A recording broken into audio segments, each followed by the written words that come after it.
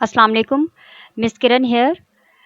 Last time we have discussed about rounding of data and rules for rounding of data. Chapter number 1, Fundamental of Chemistry. Today I am going to discuss with you error and deviation. Error and deviation. Error mean defect. In experimental observation, we come across with error and deviation in repeated measurement. जब भी हम chemistry में lab में कोई experiment perform करते हैं, जैसे कि टाइट्रेशन हो गया, एसिड बेस टाइट्रेशन, कोई भी एक्सपेरिमेंट जब हम परफॉर्म करते हैं तो अगर कभी कभी ऐसे होता है कि जब हम उसकी रीडिंग लेते हैं तो रीडिंग में डिफेक्ट्स आते हैं या रीडिंग में एरर आते हैं, तो उस तरह के उसे हम लोग कहते हैं एरर। और फिर उन एरर को हम लोग ठीक भी करते हैं।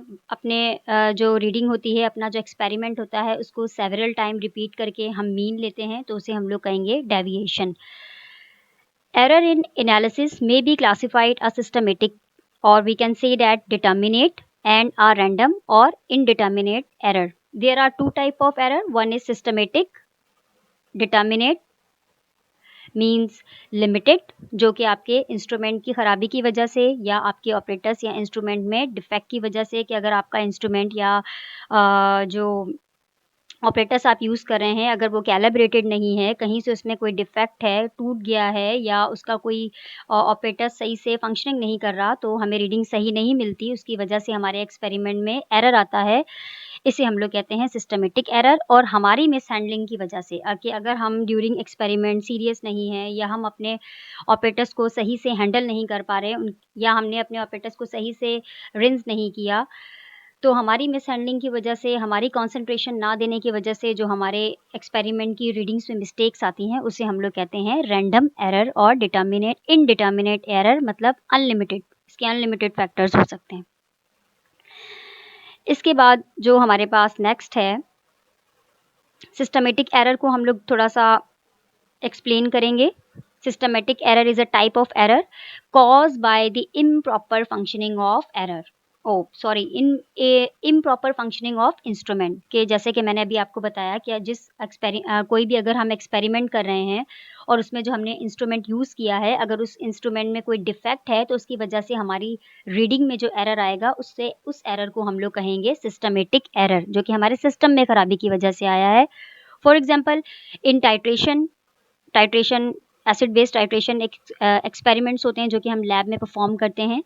In titration if the indicator is not properly prepared, titration हमारे पास एक्सपेरिमेंट है जो कि अभी मैं आपसे डिस्कस करने वाली हूँ इन डिटेल। उसमें हमारा एक्सपेरिमेंट कंप्लीट हो गया है या नहीं, उसके एंड हमारे एक्सपेरिमेंट को एंड पॉइंट को जो इंडिकेट करता है, उसे हम लोग कहते हैं इंडिकेटर। इंडिकेटर अपने कलर को चेंज करके, जैसे कि इंडिकेटर हमारे पास है फिनोल्फिथिलीन, मिथाइल ऑरेंज, तो वो हम अपने कोनिकल फ्लॉस में डालते हैं, फिर हम उसे अगेंस्ट द टाइट्रेंट ट्रीट करवाते हैं एसिड बेस टाइट्रेशन में। और वो जो इंडिकेटर होता है, इंडिकेटर का काम जो है लैब में या एक्सपेरिमेंट में है, वो है indicate the end point of a chemical reaction. कोई भी इंडिकेटर हमें बताता है कि आपका रिएक्शन कंप्लीट हो गया है या नहीं, by changing its colour. Indicator कैसे बताएगा? अपना कलर चेंज करके, कि जब उसका कलर चेंज हो जाएगा या वो कलरलेस हो जाएगा, तो हमें पता लग जाएगा कि हमारा एक्सपेरिमेंट कंप्लीट हो गया है। नाउ अब हम रीडिंग ले सकते हैं। तो अगर हमारा इंडिकेटर जो हम एसिड बेस टाइट्रेशन में यूज़ कर रहे हैं, जो कि केमिकल है, अगर वो केमिकल की प्रिपरेशन हम लोगों ने सही तरीके से नहीं की, तो हमारे रीडिंग में एरर आ सकता है, डिफेक्ट आ सकता है। जैसे कि मैंने यहाँ लिखा कि इंडिकेटर का काम है colour become change before the equivalence point, कि अगर इक्विवेलेंस पॉइंट से पहले, एंड पॉइंट से पहले कलर चेंज हो गया, तो हमारी रीडिंग में डिफेक्ट आएगा, जो कि हमारे पास है सिस्टमेटिक डिफेक्ट। इसके बाद हमारे पास दूसरी एग्जांपल जो है टाइट्रेशन से ही है। If burette is not properly rinsed और क्लीन, अगर हमारा जो ब्यूरेट जो है, वो ब्यूरेट हमारे पास ऑपरेटस है, जो मैं भी आपसे एग्जांपल में डिस्कस करने वाली हूँ डायग्राम के साथ। ब्यूरेट अगर हमारा कहीं से लीक है, उसका ड्रॉपर अगर प्रॉपर तरीके से वर्क नहीं कर रहा, तो हम जो उस ब्यूरेट की रीडिंग नोट करेंगे, क्योंकि ब्यूरेट के ऊपर सब यूनिट ब्यूरेट जो है वो सब यूनिट में डिवाइड किया हुआ होता है। अगर हमारा वो ब्यूरेट ही प्रॉपर तरीके से वर्क नहीं करेगा, उसमें डिफेक्ट आ गया, या उसका ड्रॉपर सही तरीके से काम नहीं कर रहा, कहीं से लीक है वो, तो हमारी रीडिंग में डिफेक्ट आ सकता है। लेकिन हम यही कह सकते हैं कि अगर हम तमाम डिफेक्ट्स को भी, इफ़ वी एलिमिनेट और correct all the systematic errors, we still don't obtain exact और true measurement because there is some uncertainty in every physical measurement. हम अपने अगर तमाम एरर्स को निगलेक्ट भी कर दें, नेग्लिजिबल भी कर दें, उन्हें ठीक भी कर दें, तब भी हम किसी भी एक्सपेरिमेंट की 100% राइट वैल्यू ऑब्टेन नहीं कर सकते, क्योंकि कोई ना कोई फिजिकल मेजरमेंट, कोई ना कोई फिजिकल फैक्टर उसके ऊपर इफेक्ट करता है, जो कि हमारी रीडिंग को डिस्टर्ब करता है। इसके बाद जो सेकंड है हमारे पास, वो है रैंडम एरर, जिसे हम इनडिटर्मिनेट एरर कहते हैं, अनअवॉइडेबल। और जो रैंडम एरर है या इनडिटर्मिनेट एरर है, वो हमारी मिस्टेक की वजह से प्रोड्यूस होता है। The error that the remaining variation indicates और कॉल्ड रैंडम एरर, कि अगर हम एक्सपेरिमेंट परफॉर्म कर रहे हैं और हमने रीडिंग गलत नोट कर ली, जैसे ही कलर चेंज होता है इंडिकेटर का, फ़ौरन हमें ब्यूरेट से रीडिंग चेक करनी होती है। अगर वो रीडिंग हम लोग सही तरीके से रीड नहीं कर पा रहे, या हम किसी और काम में लग गए और हमसे थोड़ी सी रीडिंग इक्विवेलेंस पॉइंट आगे पीछे हो गया, तो ये हमारी जो है वो लापरवाही होगी, हमारे ही गलती की वजह से, हमारी मिस हैंडलिंग की वजह से जो एरर क्रिएट हो, जो एरर प्रोड्यूस हो, उसे हम लोग कहते हैं रैंडम एरर। और इन एरर्स को आप लोग कैसे ठीक कर सकते हैं कि हम एक ही एक्सपेरिमेंट को जब लैब में परफॉर्म करते हैं, तो उस एक्सपेरिमेंट को 2 से 3 बार, मैक्सिमम 3 टाइम हम रिपीट करते हैं। फिर 3 टाइम रिपीट करने से हमारे पास 3 डिफरेंट वैल्यूज़ आती हैं, कभी-कभी एग्जैक्ट वैल्यू भी आ जाती है। अगर हमारी हैंडलिंग प्रॉपर हो, तो उन डिफरेंट वैल्यूज़ का we take the average of the several replicate measurement which more reliable than any individual measurement. हमने जो 2 से 3 बार अपना एक्सपेरिमेंट रिपीट किया है, उस एक्सपेरिमेंट की जो वैल्यूज़ आएंगी उनका हम मीन लेंगे, तो इस तरह हम काफ़ी हद तक एक अच्छी रीडिंग हासिल कर सकते हैं। जैसे कि मैंने आप लोगों से डिस्कस किया था टाइट्रेशन। टाइट्रेशन में क्या होता है, ब्यूरेट होता है जो कि सब यूनिट में डिवाइड होता है।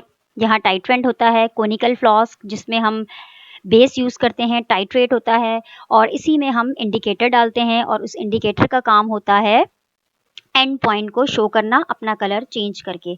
तो अगर हमारे इस ब्यूरेट में कोई ख़राबी है, कोई लीकेज है, ड्रॉपर सही से वर्क नहीं कर रहा, जहाँ पर इसका ड्रॉपर लगा हुआ होता है, ड्रॉपर अगर सही से वर्क नहीं कर रहा, तो या यहाँ से कहीं से ये क्रैक है, या किसी यहाँ पर आयरन स्टैंड में कोई डिफेक्ट आ गया, तो इस तरह की ख़राबी हमारे सिस्टम की ख़राबी है। इसकी वजह से जो हमारा एरर आएगा उसे हम सिस्टमेटिक एरर कहेंगे। लेकिन अगर हमने, और दूसरा, अगर हम अपने ऑपरेटर्स को सही से रिंस ना करें, क्योंकि जब भी हम केमिस्ट्री में कोई एक्सपेरिमेंट परफॉर्म करते हैं, तो हमें अपने ऑपरेटर्स को ठीक तरीके से वॉश करना होता है, ताकि जो उसमें पहले कोई केमिकल है वो वहाँ से रिमूव हो जाए और हमारी रीडिंग 100% आए।